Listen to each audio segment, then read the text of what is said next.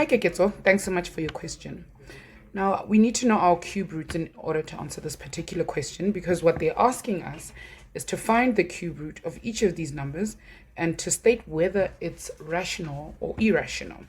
Now, the cube root of this particular number is going to be any number multiplied by itself 3 times.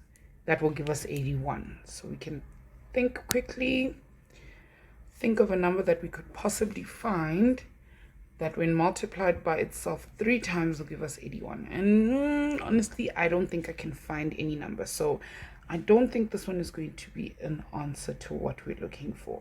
So this one in this case is not rational. If it was rational, we would be able to find an answer for it. So what's going to happen here is we're going to look at the cube root of 81 and we're going to get this very long number. So it's going to look something like 3.46219, and it's going to look like a long ugly number, so we won't find that number. So we will know that this particular one is going to be irrational.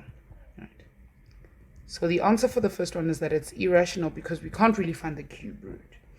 But for the second one, however, we can think of a number that when multiplied by itself 3 times is going to give us negative 64. And I think negative 4 will work. So if we put negative 4 in here, we can look at it as negative 4 multiplied by negative 4 multiplied by negative 4. And if we multiply it 3 times by itself, we're going to get negative 64.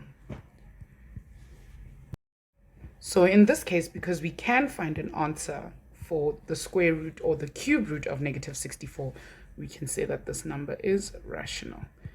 Okay, and that's how we solve for these. We have to be familiar with our square roots and with our cube roots in order to answer questions like these. Okay, I hope this was helpful. If you need any more help, please don't hesitate to ask. All the best.